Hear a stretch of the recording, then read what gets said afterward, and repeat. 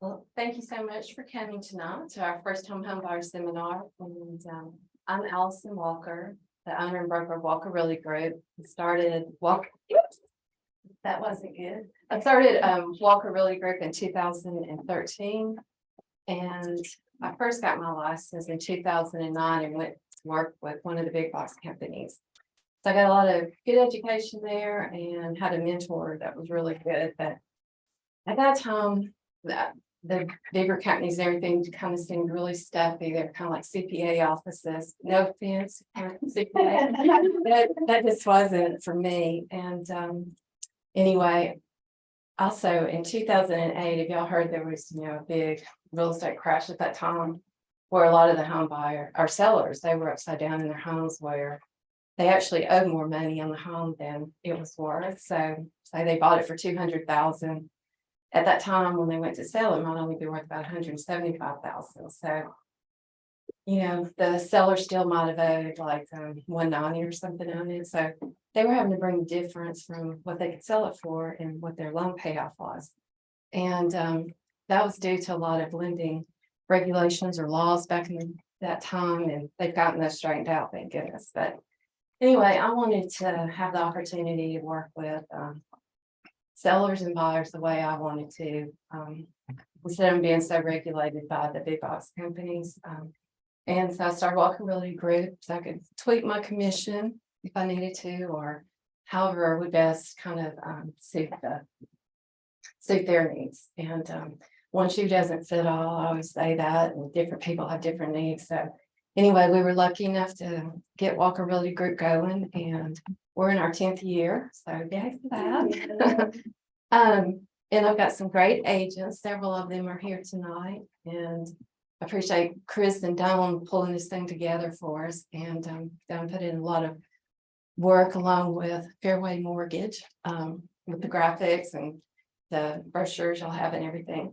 But this is a good time to get in the market. The last 2 years, if you haven't heard, were hard, just horrible for a buyer. And we were doing things I never thought we would do as an agent. So y'all are hitting this at a good time. If the buyers are coming more into a buyer's market. So good for y'all for starting now. Even if it's 1 to 2 months, 1 to 2 years, it's a good place to start. So Autumn Lane, I've been working, she's with Fairway Mortgage, and she's been working with her for about 2014. And she is really fantastic to work with. She explains everything to the buyers. There's more than one option on a loan. She'll go into all that, but she really takes the time for you to understand what's going to be best for you. So thankful that she's here. Thank you again for coming. And if you haven't registered, please do so. You'll be entered for the gifts at the end that we'll draw for.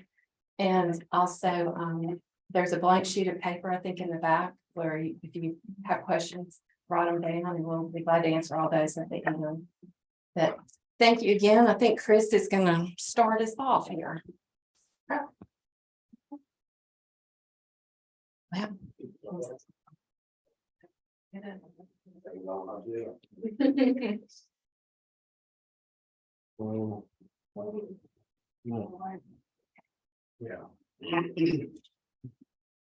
All right.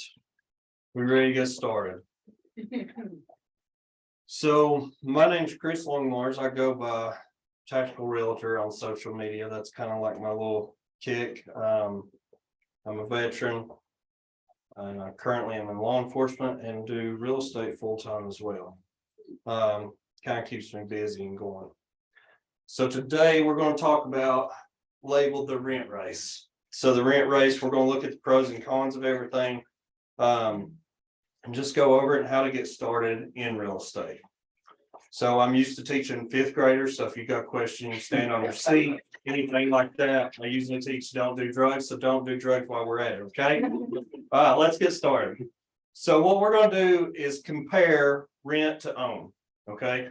So if you rent, you build your landlord's wealth, which is, great if you're a landlord, right? So if you're wanting to be successful and buy, that's their goal, is to be successful. They're going to make money from what we pay for rent. And then your monthly rent payment is likely to increase. So I've noticed over the last year, just talking with clients, because I've had some clients that went to renting from selling their house, and they said their rent has increased dramatically. So you may be limited in what you can customize in your home. So if you're wanting to paint your room pink and blue or do anything like that, you may not be able to, depending on your landlord. And you are likely to pay rent fees and a security deposit. So some of us have been down that road. I've rented myself before. So some things, if you own your house, you build your own wealth. So what that means is you can also get a tax break. So if you do itemize your taxes, you can sometimes put the interest rate for your taxes. Okay, so you just have to talk to your CPA and see if they can help with that. And then building your own wealth another way. So you're basically paying yourself back. If you're buying your own house, you're paying yourself back by equity. Okay, so if I buy a house and I'm paying this monthly payment, I'm also building equity in my house. So if I want to sell my house in the future, then I'm gaining that equity that I've been paying for.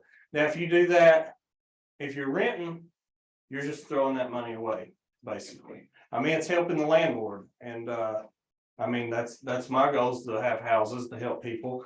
But when you look at this situation, you can pay yourself back by owning your own house. You have the freedom to customize your home the way you would like. So if you want that pink and blue room, go for it. All right, so another thing you're going to have is community connections.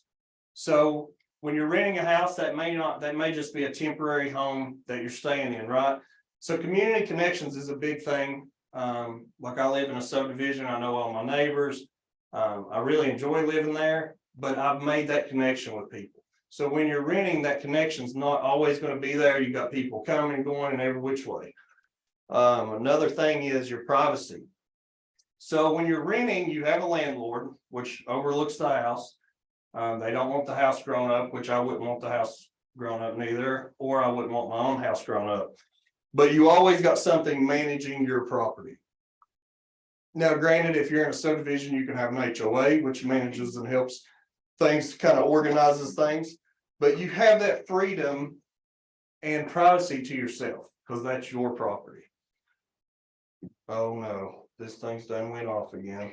So you'll likely owe a down payment and closing costs.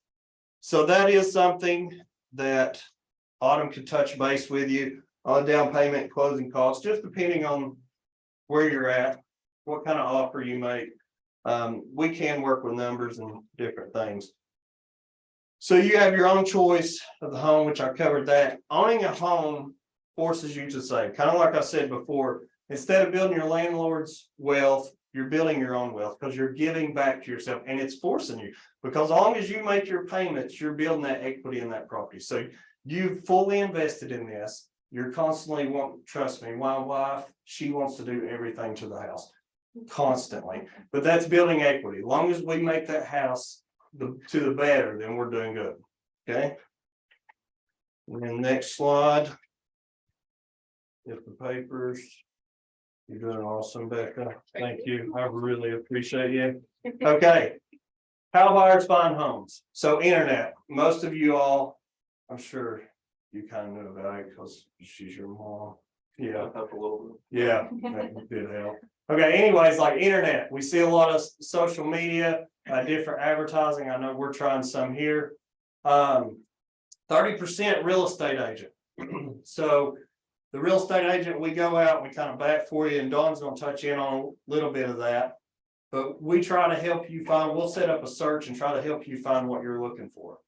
Yard sign, open house sign.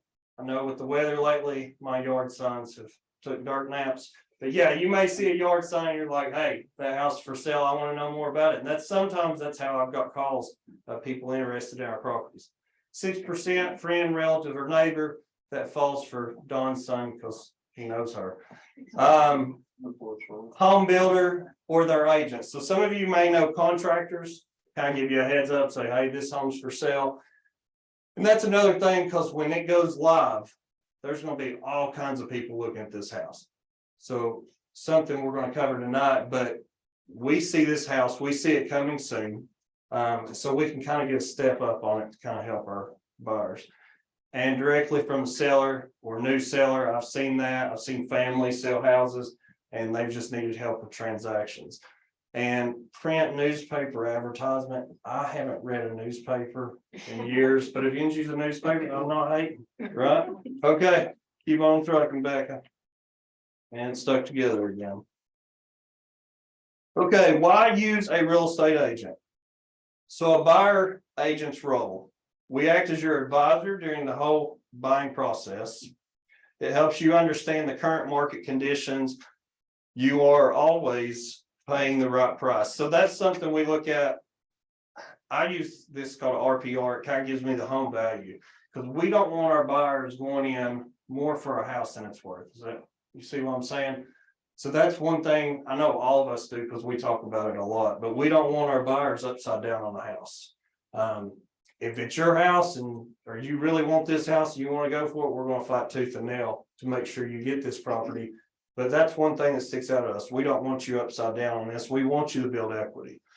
Handles the ins and outs of the full negotiations. Sometimes it's simple. Sometimes we have to go to a different extent, but we make sure it gets done. Connects you with the right third-party sources, lenders, inspectors, appraiser. And luckily we have a lender here tonight that'll kind of help you with that. Inspectors and appraisers, we deal with them almost on a weekly basis. It's paid the commissions from the seller, so you're being represented without cost to you. So what that means, the commission, the seller, long as they pay for everything, and you'll see it on like the briefing or whatever, our goal is so you can go without cost, right? So when you're purchasing a house and then the commission comes up, like from the get-go, I've had a lot of people say, well, how much do I owe you for this? Well, our goal is you don't owe us anything. It'll come from the seller when we buy the house, which will help you. And then if you're a veteran or first responder or a teacher, we just started this new thing with, Fairway. There we go. Yeah, American Frontline. So it really benefits any first responders, teachers, and different things. And it's a great program. So our goal is, but when that comes up, commission from the seller.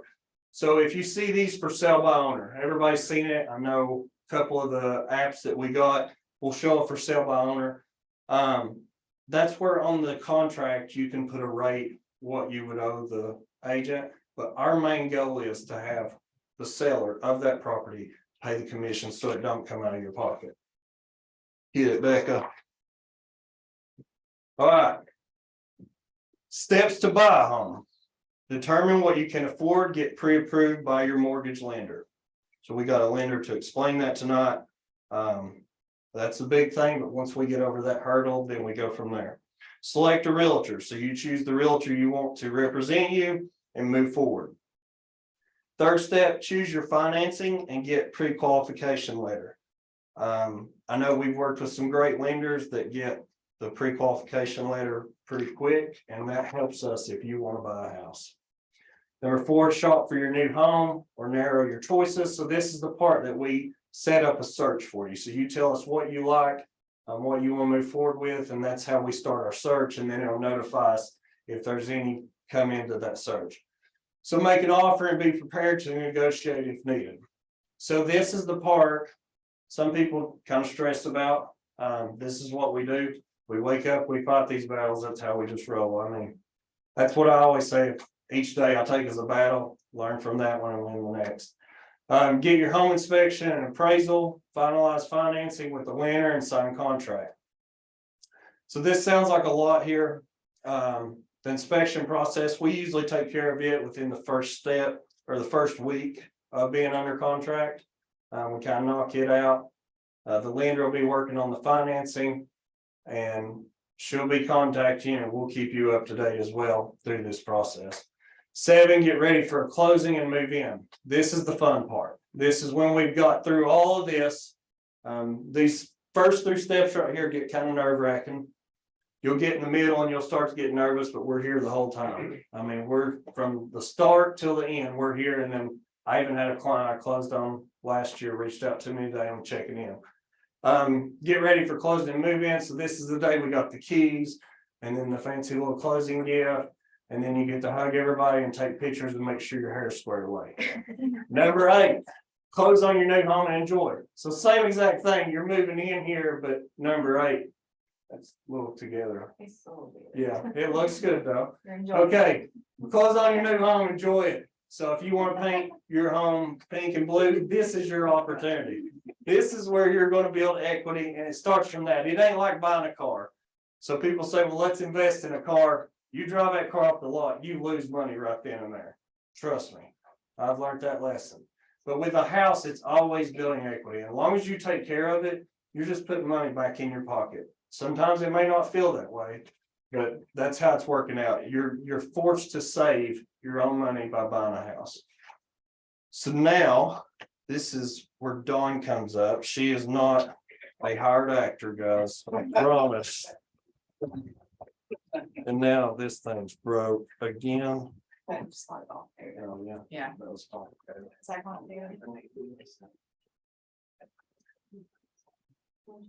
Okay, Tasting, can you hear me on the Zoom? Okay. All right, guys, I'm Dawn Queener. I've been with Walker Realty Group for, oh my gosh, a long time, since 2015. So started here part-time, worked a full-time job, left and started doing this job full-time in 2016.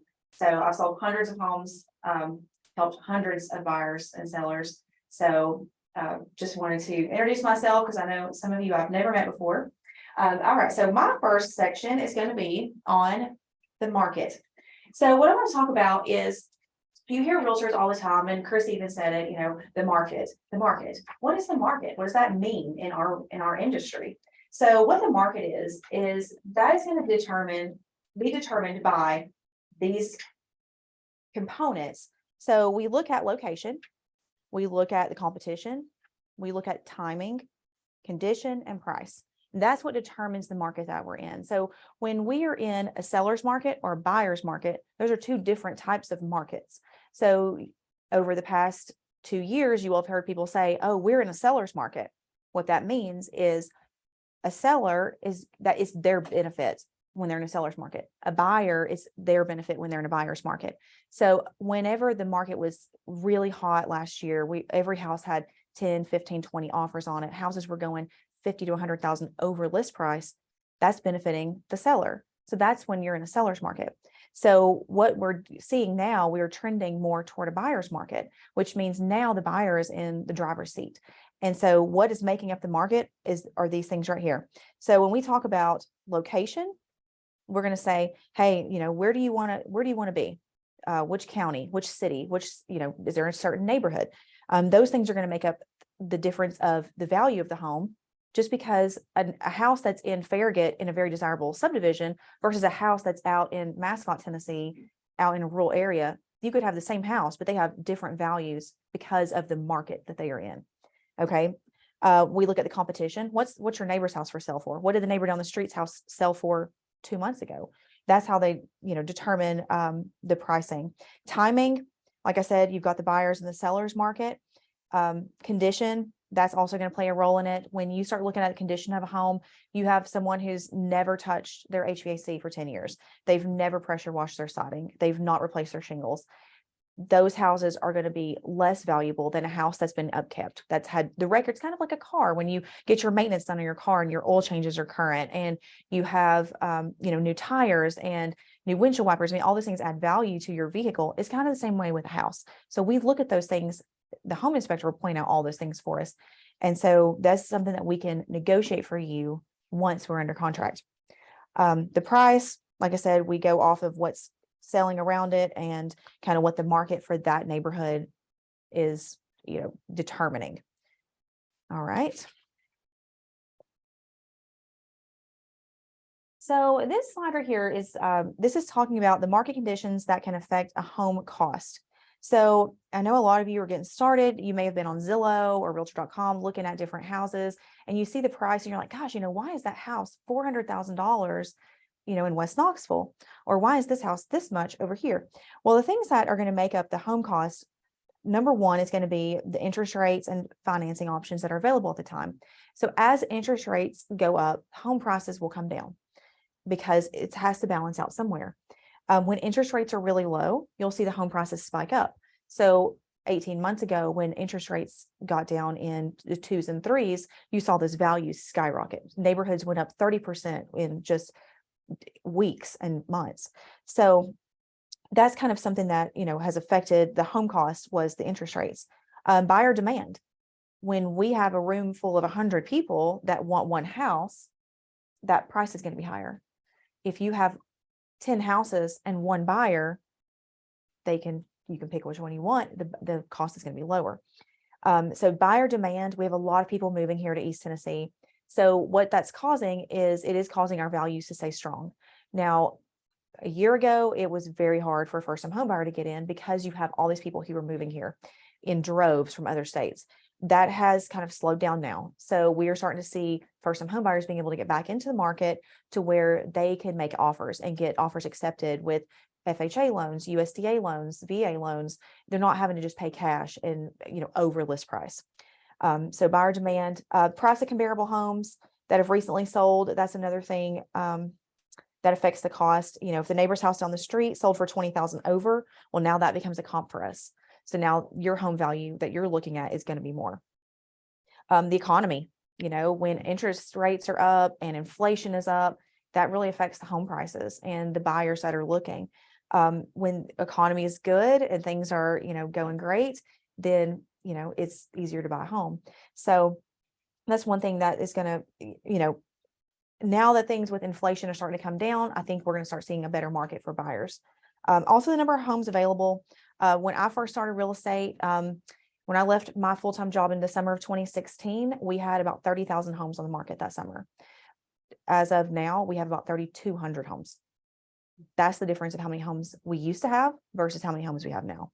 So the number of homes available, that's going to affect it too. So last spring, we saw numbers drop down. We had 1,200 homes available. We have 6,000 real estate agents in Knoxville. There's not even enough for every agent to sell one house. So, all right. So then I ran some numbers for you guys just so you can see. And I don't know why we can't see the top of the slide, but this says that this report is Knox, Anderson, and Blount counties. Okay, this is how many homes are currently available for under 250,000. I ran this a few days ago when we were putting the presentation together. So this is probably a little different today, but it'll be very similar. So in those 3 counties, we only have 100 homes available. So what that means is there's a lot of people who are looking for homes under 250,000. And you need an agent who's going to be like a hawk watching the market for you so that they can go out there and say, the minute something gets listed, hey, this house just got listed. Do you guys want to go see it? Hey, this is happening. There's a coming soon. It's going to hit the market Friday. Do you want to schedule showing for it? You have to have somebody who's on the ball watching that for you, or else you're not going to have a chance to get home. The one good thing about Walker Realty Group, we watch that stuff every day. We get notifications when new homes come up. We can set up notifications for our buyers so that when a new house hits the market in your criteria, if you come to me and say, I want to buy in Anderson County, my budget is $200,000 and I need a 3-bedroom, 2-bath. We can go in and put that criteria into your search, and then it will notify you instantly when something in that meets that criteria hits the market. That way you can go in there and see it. We use what's called the Flex MLS. That is a special website for real estate agents who can sign up their clients under them in a portal account. That is a live feed from all the real estate agents who are a member. Okay, Zillow, Realtor.com, Trulia, those websites are syndicated. What that means is they have to get their information from our MLS. So a syndicated website, it may update its server 3 times a day. So if it doesn't update till 3 p.m., a house hits the market at 10 a.m., then you don't have a chance to get your showing scheduled, because when all those hours go by, someone else has already scheduled a showing and made an offer. So use Zillow, use Realtor.com. They have better apps and maps and all that stuff. But when it gets down to the nitty gritty, when you're like, hey, I'm ready, let's start this thing, let's start searching, let's use the Flex MLS. That's going to be our real time. We can see the notes of other agents. If they have multiple offers, what's going on with that house. So that will keep us to where we are working with you to help you get exactly what you're looking for timely. Because the worst thing is you see a house, you call me, it's already pending. We can't do anything at that point. We have to make a backup offer or sit and wait for that contract to fall through. But if it falls through, why did it fall through? Was it their home inspection? So now do you want a house that has a bad home inspection? So, there's just certain things that we're going to watch. So, all right, I think I'm finished unless anybody had a question for me for now. And we will let Autumn, she will come and do her part. I know it's a lot of information, guys, but I promise will all be worth it in the end. Are you good here? Just flip this. Yeah, on. just clip it on. Oh, like my little thing right here. Yeah. Maybe. Yeah. Okay. All right. I'm Autumn. I have been helping people buy homes and helping them finance homes for 20 years. So I have a lot of experience. I've worked with a ton of first-time home buyers, and I pride myself on being able to hold their hand through the process and answer all kinds of questions. So I will tell you, being a first-time home buyer, I will just put it out there. Do not afraid to ask the questions. There are no stupid questions. You don't, this is our job. Let us guide you. So ask all the questions. So really, some of the topics that I'm covering kind of overlap what we've already heard, but it'll just help reiterate these. There are lots of benefits to homeownership, which is financial health and wealth, equity in your home, the possibility of qualifying for tax deductions, as Chris said, and the ability to increase your home's value with renovation and upgrades. The main thing I would really stress about the benefit is securing your comfortable payment. I think that is where we have seen the last 2 years with not only home values increasing, but also rental prices going up, and you have no control over that. And a lot of times, if it's out of your comfort zone, if your rent goes up and it's out of your comfort zone, you have to immediately find other housing. So when you buy a home and you have your fixed interest rate and you have the price and you have set your payment, the only reason your payment should ever adjust is if your taxes, your insurance adjusted. But you have set that mark for you, and no one will come in and raise that for you, assuming we're on like a fixed rate, which first-time home buyers get a fixed rate. So that's just kind of an overview of really what's been said before. But I'm going to kind of cover really high level. I'm not really getting deep into loan programs because we do hope to kind of continue a series and go into deeper into loan programs. But I'm just going to kind of cover high level when preparing to buy a home, because there's a lot of preparation that goes into that. And that can be 1 month, 2 months, 1 year, 2 years, and it's never too soon to start preparing. So I just kind of want to go over some notes on how you can prepare for that. Okay, so it's not like staticky or something. So what can you afford? A lender is going to look at your debt to income ratio. What does that mean? A lender looks at your gross income, what you're paying currently, and that includes any loans, credit cards, anything you have like that, not really utilities or cell phone or anything, but anything that has a loan against it or like a credit card. We're comparing your gross income to your debt, and we're saying, how much room do you have left over to qualify for a mortgage within certain ratios? So that's one of the first things we'll look at. We look at your assets. I will say there's a misconception that you have to have 20% down for a home. You do not. I won't get deep into that today, but you can actually get in for a home with no money down, being a first-time home buyer. So just clearing that, but assets always help. So assets, reserves, money in the bank. We're going to, again, look at your debt that you're currently paying and work around that. Not only are we looking at debt to income ratio, but we're looking at what you're comfortable paying in a mortgage payment. So we want to also make sure that we're keeping you in your comfort zone. Just because you qualify for a certain amount does not mean you want to pay that amount. So we'll have a conversation about that. We look at your credit, which I'll go a little more into, and affordability goes into that. What you're comfortable. What are you comfortable paying? We want to make sure we help you, because you're going to do your own personal budgeting, and we want to, stick within that range as well. So we could probably talk a whole lot about credit scores, because credit scores are, they're confusing. And I feel like you hear so many conflicting pieces of information about credit. But this is just a really good overview of a range of credit scores. Okay. Now it technically you can go as high as 850, and this graph says as low as 300. I've never seen an 850 and I've never seen a 300. Okay. I would say the range probably is more 4 to 8. That would be a good range, but at least it kind of categorizes where you are in the brackets there.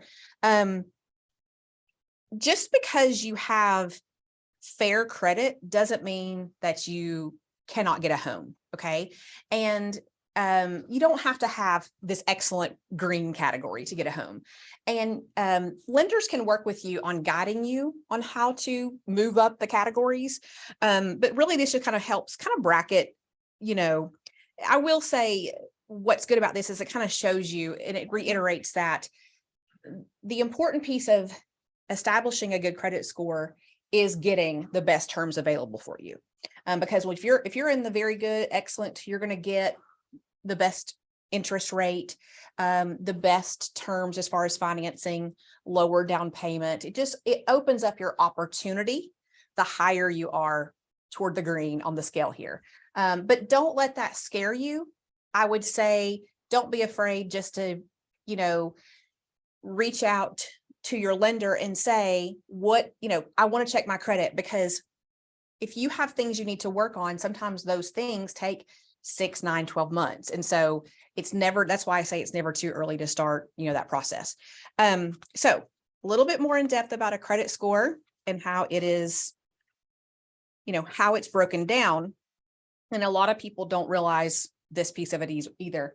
You can go to the next one. Okay, cool. Some of these are, I feel like, no-brainers. And we know how to get good credit. We pay our bills. Okay. However, it is broken down into this like little pie chart, very segmented, and it's kind of specific. So always make your payments on time. Always, stay away from delinquencies, and the length of your credit history also matters. So if you're a young person, you're not going to have, and you have paid your bills on time for say 12 months of established credit, you're not going to have an excellent credit score like a person who is maybe in their 60s and they've paid off a mortgage and they've had a lot of established length of credit. Length of credit and positive credit history will help build that credit score. I mean, that's 35%. So just payment history is 35%. And the next one is amount owed. And that's one of the biggest things I think I talk to people a lot about is having your credit cards over 30% of their limit. So you want to keep it under 30%, and it always, like in point 1, make your payment on time.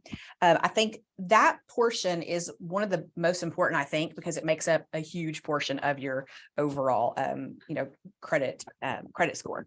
Length of credit history, you can't really help that, but you just get started early.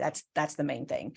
And then new credit, that is 10%. And just know that anytime you open new credit, or if you close credit with a good pay history, that can affect your credit. So new credit can kind of shock your score and dip it a little bit. And closing out an account that you had paid on for a long time and had excellent history, that could also lower your score because you're closing out a positive rating history. And the last one is just a mix of credit. You don't want to have all credit cards, all installments. You want to have a good mix of installments and things like that with, preferably no collections, public records, late payments. I will say that just because you have a few of those does not mean you cannot buy. So if you've had a collection, if you've had a late payment, that does not mean you cannot buy. This is just in terms of how to work toward building, getting up the scale on that credit score scale. Next is maintaining a favorable credit score. It kind of goes over what we talked about. You can monitor your credit through annual credit report. What I'll say is, pop it over. Thank you. That's okay. What I'll say is, when you monitor your own credit, what you're looking for is nothing weird, nothing that's incorrect. You want to make sure that your credit score is trending upward. When you talk to a lender about a mortgage and we pull your credit, it is going to show a different credit score because it's a different scoring model for a mortgage versus a consumer credit. But the key with monitoring your own credit report is to make sure it's accurate and it's trending upward. So that's a good thing to monitor on your own. Paying your bills within 30 days and even sooner. So it does give you brownie points if you pay it sooner than the 30-day mark that it is required. Don't co-sign on any loans. If you are a co-signer and that person does not make their car payment, guess what? Your credit suffers. So just don't do that, even if you trust them, I would say. This is where it says, don't close out old revolving accounts no longer in use. It zeroes out that pay history. Don't open any new accounts unless absolutely necessary. Again, new accounts mean risk to a lender. If, and that's why people say, if I have my credit score checked, is it going to hurt my credit? 1 or 2 inquiries, no. But if you had 10 and they're from different industries, then what the creditors are thinking is, oh my goodness, he's going out and he's going to buy a boat, buy a car, buy a house, get a credit card at Walmart, and he's at Sam's. And to them, that is just risk. And the higher the risk, the more your credit score is going to suffer because of that. Report any fraud immediately that you detect on your credit report. And then do not extend or open new credits while in the process of a mortgage. It's very important. Not do anything when you're in the process. None of this when you're in the process of a mortgage. So do's and don'ts when applying for a mortgage. And again, this is very important to prep yourself, whether that's next month or next year for buying a home. It's the prep work a lot of times that make it a lot easier on you through the process. Keep all documentation. Okay. Everything mostly is electronic these days, but if you win the lottery and you deposit that money, save all your documentation you got, from that winning or something, because there could be things that come up in the process that we would need to document. So just keeping records, pay stubs, bank statements handy is advisable. Providing earnest money from your own account. And we didn't really talk about earnest money, but any prepaid money you're required to pay on a contract, keeping it from your account and maybe not mom or dad's or family member is best. Again, think of it in terms of what is documentable and traceable. It's okay to have that. We just need to know, so we know how to properly document and trace it. Again, notify of any gift funds to make sure all criteria are met. Notifying your loan officer of any employment changes. So let's just say you get pre-qualified and 2 months later, you have an opportunity to take a job you'll make a ton of money, but it's straight commission. That could hinder your approval, because when you were pre-approved, you were on a base pay and you jump to commission and there's no history. And that is an important piece of getting qualified. So any major changes in employment or anything, notify your lender. And it just says that a credit report will be reevaluated before you close. So don't make any major credit changes while you're trying to obtain a mortgage. And I think the next one is just don't close out any accounts, don't transfer funds between different accounts, because everything has to be traceable. Don't deposit any money outside of your automated payroll.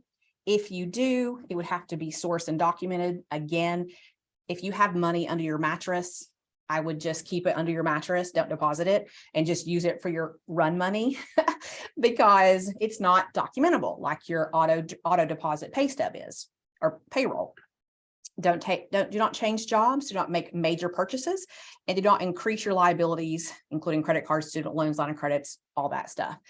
So if you just think of big picture, not making any major changes, or sometimes even minor changes that you're not aware of, but just connecting with your lender first when you're in that process, that will make your buying process a lot more smooth. 7 costly mistakes from a home buyer, and a lot of this is already covered. So I'm just going to reiterate it because it's very important. Not getting pre-qualified, that's really the first step, because that helps direct your realtor on what you're looking for, your price, your comfort zone, and they know you're solid. And you know you're solid. You don't want to go find your dream home and then not be able to follow through on the closing side because you don't have a pre-approval. Lack of organized documents, not consulting with a lender and realtor early in the process. Again, that's very important. Not understanding the market. Solely relying on Zillow, Trulia, and Realtor.com. Those are good resources to look at. But when you're looking for a home, go straight to your realtor, because those things are not, especially in the market within the last 2 years, they may not be accurate as far as their information. No buyer agency, and I'll touch on what has been said before. A buyer agent works solely for you. So you need to get a buyer's agent. They are the only one that knows what you're looking for and your needs. And then going above your pre-approval limit, it's sometimes you see maybe something in a higher price range and you would just need to, I can't reiterate enough, like make sure it's A, what you qualify for, and B, more importantly, what you're comfortable paying. Because again, this is something that we got to make sure that it's an important purchase. So you got to make sure that you're comfortable paying that mortgage, regardless if you qualify for it. I would say more in depth later on would be loan programs and options and things like that. But this is just getting you prepped and important things to keep in mind. Any questions? Yeah. So I am self-employed. Okay. And I have talked to somebody before, and this was true or false, but if you work in the same field, you still have to wait 2 years, or do you receive like taxes, or? There are, I'm just gonna hold this for a minute because it keeps like, there are, depending on the situation, there could be a case where you can get a loan between 12 and 24 months of being in that industry. Oh, sure. Self-employed, do you have to wait 2 years? Is that kind of, Yeah, do you have within the to, same- within the same field? There are cases where you can do 12 to 24 months. You have to meet a list of criteria and you have to prove you're in the same line of work and as you were before. But in those cases, yes, there's an opportunity to buy after 12 months of being self-employed, 12 to 24 months. So you don't necessarily have to wait the full 2 years. And that's something that really has improved, I guess, the guideline on that over the last several years. It's relaxed a little bit on that. So that's good news for self-employed people who are in the same line of work for sure. Yeah. So my situation is that I'm graduating Mhm. soon and then I'll have a teaching position. Yeah. Do I have to like teach for a year before I have like long-term employment? Yeah. So the question was, graduating from college and going into the profession, do you have to wait and be on that job for a certain time period before you buy? So the answer really is no. When you are, your schooling is your employment history in that case. That's a different rule than self-employed. So, that's where it's different is a teaching position, for example, is a guaranteed pay. So that can be used even one day, on the job because your schooling is your employment history in that case. So you would not have to wait for that. That's good news. Yeah. Do y'all want to hop up and see if there's any more questions or anything? Or one more? Yeah. So, what's the best age With like delinquencies, credit, uh-huh. leave them alone, just pay them off, and it's a letter, or like I've heard like medical bills don't count, like there's. So medical bills do not weigh as heavy on your credit. That is true. I am never one to say don't pay who you owe or don't pay your bills. I would that would be an individual case by case answer. So if it is a collection that is 8 years old and it's about to fall off, if you go and start trying to pay it, what will happen is the activity will report as new, and that could hurt your credit. People really don't think of it that way, but if you have activity on a collection, it's gonna be like, oh, this is new activity, and it could very well, I've seen it hurt a credit score in that case. There are some accounts that would be required to be paid, for like a loan approval. But what I tell people is usually let your lender help you determine what is necessary before you just go start putting your money at these things, because some things are required and some are not. So does that help?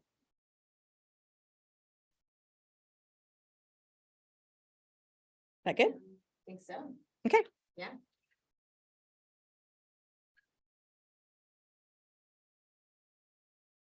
Great to hear. All right, guys. Let me get my little mic on here. Make sure you can hear me. Okay, so Real estate questions. What do y'all have? How to get started? I know it's it can be overwhelming, but Roderick, what you got? I want to know about the The types of loans? Yeah. Okay. That's kind of how. I look at it here. Yeah. Look at the FHA loan, Yep. all the So guidelines. certainly, yeah. Autumn, you want to come back up and we can talk about those? So we've got yeah, there's different guidelines for each one. I'll say from my experience, you know, just on the realtor side, the more loan options that you can be approved for, the better. So if Autumn runs your information, what she will do is she will tell me, oh, they can be approved for this much on a FHA, this much on a USDA, this much on a conventional or whatever. And that way we have options. The reasoning, and I'll tell you this before I turn this over to her, is because when we look at homes on the MLS, it gives the agent who has it listed and their client a field to where they can put in what type of loan the seller is willing to accept on their home. So not every house is going to qualify for every loan program. For example, a USDA loan, that's going to be a loan that is for a rural area. It's zip code specific. There are income restrictions on how much you make. So you may find a house in the city of Knoxville that's not going to qualify for a USDA loan. So if you're only approved for a USDA loan, you can't look at that house. So it's better if you're approved for multiple loans, you know, like different options, keeping your options open. So when you talk to her, you know, she can explain all that, but just from a real estate side, I just wanted to point that out. Yeah. So You stay here. I will. I'll stay right here. Because I'm sure you'll pop over next. Okay. Do you have you want to give me like a specific question that I can help answer, or? Do the guidelines change like every year or a certain number of years? Did they change for 2023? Are they different in 2023 than they were in 2022? So guidelines really, I will just say, can change at any time. Okay. Okay. So yes, lenders are required to stay on top of guideline changes. Usually what it has to do with is how loans are performing within that type of loan. So if there is a large number of delinquent payments and or foreclosures, and the bulk of those, you know, homeowners maybe had an FHA loan, they're going to look at these FHA borrowers and say, we really need to tighten up this guideline, or we can loosen up this guideline because we're not seeing as many, you know, delinquencies associated with this guideline. So that really, it's kind of really has more to do with that. I would say is performance on their loan types, but they're always changing, and there really is no like time at which they may make a big change. But I will say, just as an overall statement, I would say that lending guidelines now are a little more, I don't want to say loose because they're not, but as far, I mean, because there's still standards and guidelines as far as credit score and all those things, but they're not as tight as they were, say, 15 years ago, or even 10 years ago after the housing crisis, because then they did tighten up because there were a lot of foreclosures. They had to rein back in the lending. So it kind of, that the economy sort of guided, you know, those guidelines. So I think just working with a lender who knows the guidelines and knows what can be worked, what creative solutions are within those guidelines is what I would say. Autumn, we had one of our virtual people say, they just wanted to confirm that school does act as employment and doesn't matter if it's a master's or a bachelor's. Correct. Great. Yes, school does active Doesn't employment. matter regardless. Correct. Yes. And you will be asked to provide your transcripts for the file. So school transcripts will be needed for the file. That's kind of like your W-2. I was preparing for this profession, and that's what would be required for that. That's a good question. I want to know about mortgage insurance. Yeah. Yeah. So it's like different links for how much you put down or whatnot. How does that work? So mortgage insurance is something you pay in your monthly payment if you do not have 20% down.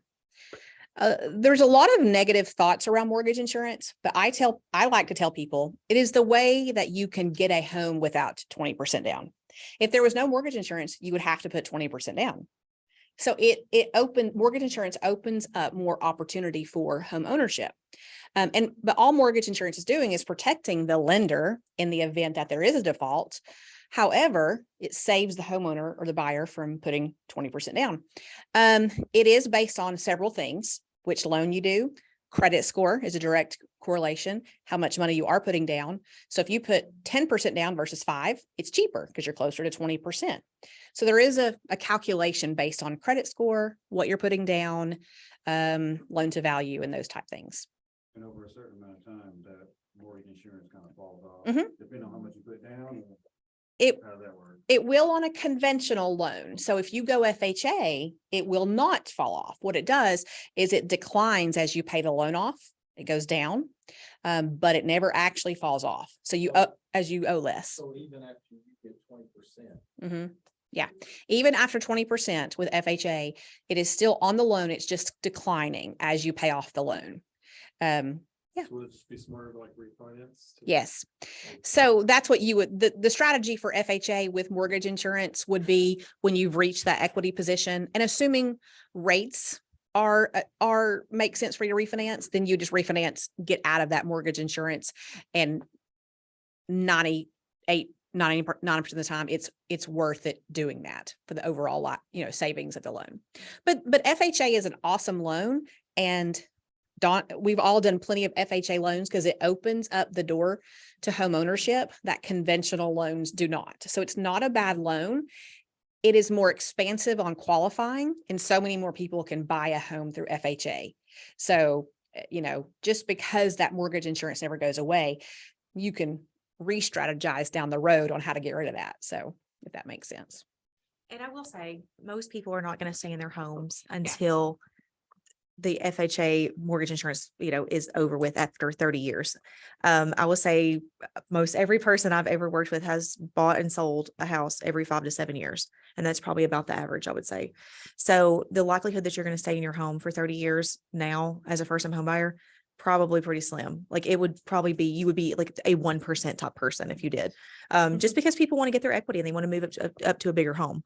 Or, and then once they get older and their kids have moved out, then they want to downsize to a smaller home. So people are always moving around. So people come to me and they say, we want to buy our forever home. No joke. Like it'll be like 18 months later, they're calling me, now, when can I sell this house? So it's just, you get in it. Yes. It sounds like it's great in the beginning. You realize you need an office and you need a bonus room and you need a garage and you need this and you need that. And, maybe you've moved up in your job, you make more money and you're further along in your career. And so, so the likelihood you're going to stay in there and have that same loan for that long is pretty slim. And most people refinance. I would say when rates drop, you're going to want to refinance. When, let's say you need to do a big project at the house, you need to do a cash out refi.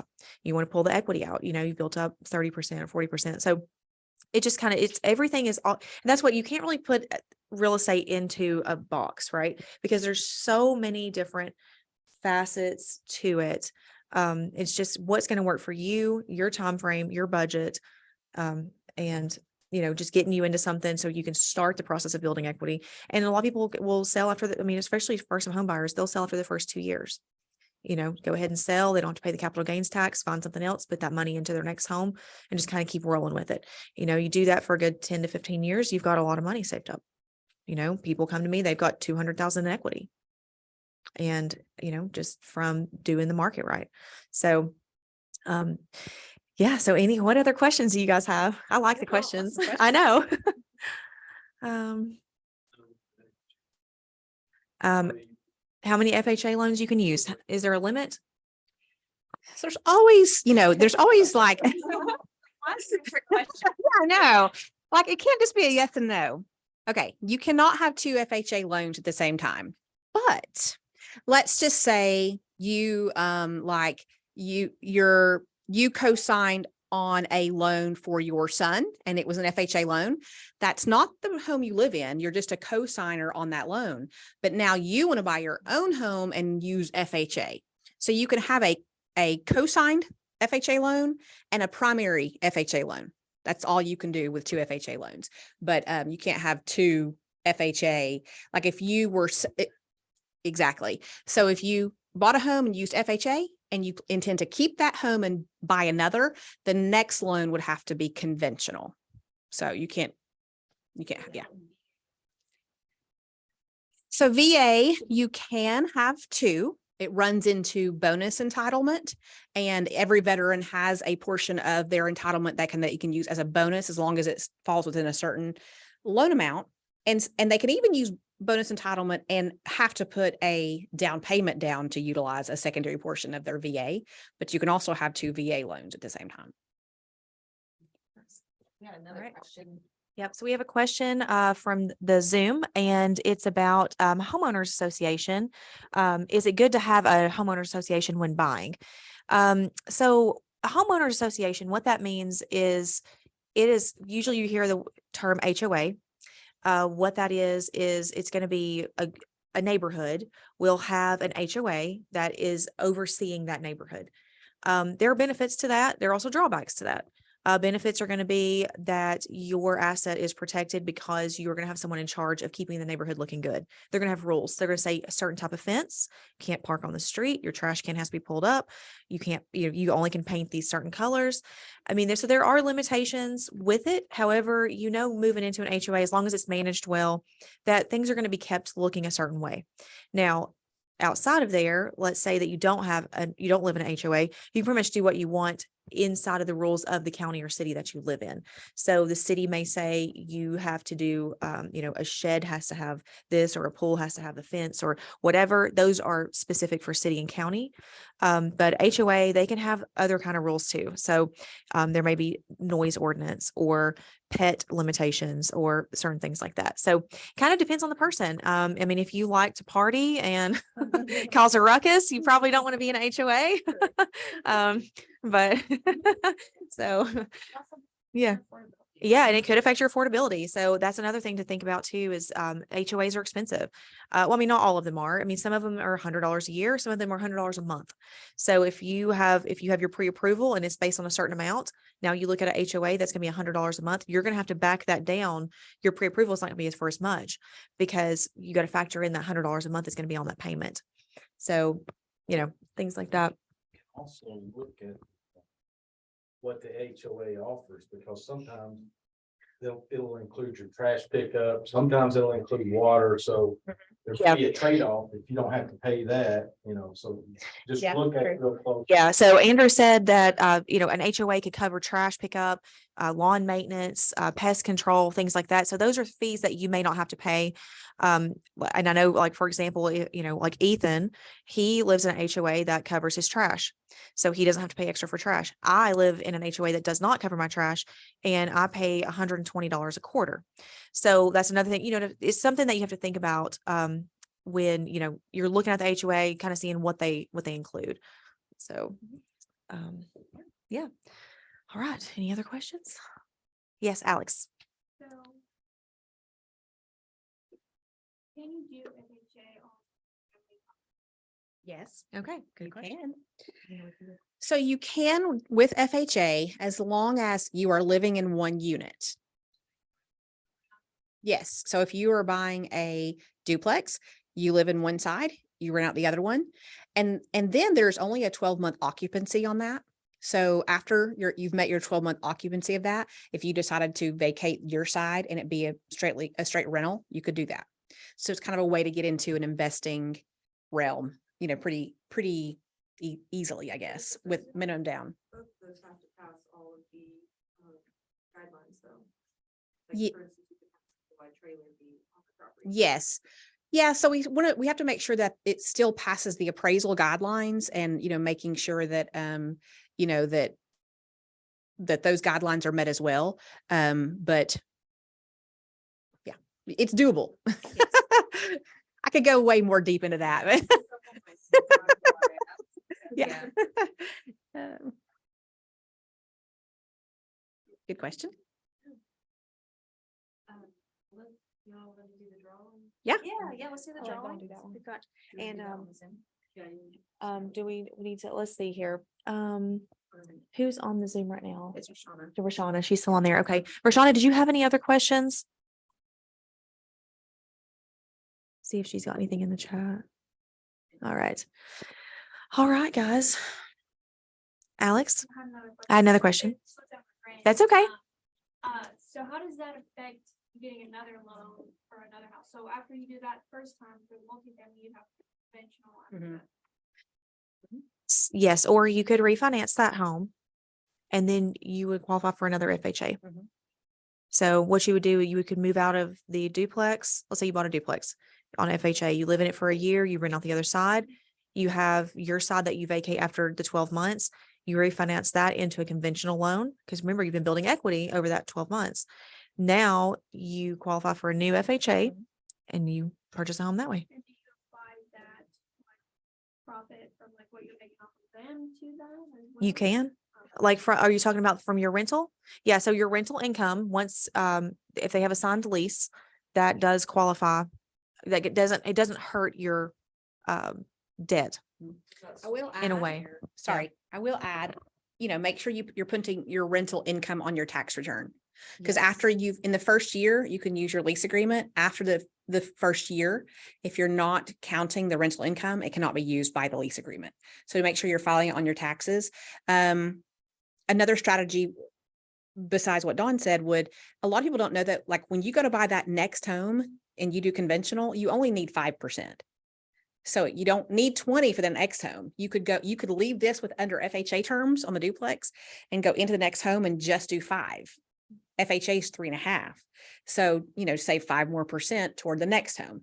And you could technically continue just to do that, and just keep vacating and rolling and building. So, it's a strategy a lot of people are considering these days. So a lot of information on that. I know. Yes, you guys are very inquisitive first-time home buyers. I know, right? They're going straight to investments. Yeah. So, all right. Well, we will tell Rashana. Yeah, let's go ahead and end the Zoom and tell her that we will email her. Okay. All right. So we will just end that. All right. So. And where's our little box? Yay, where's our little house?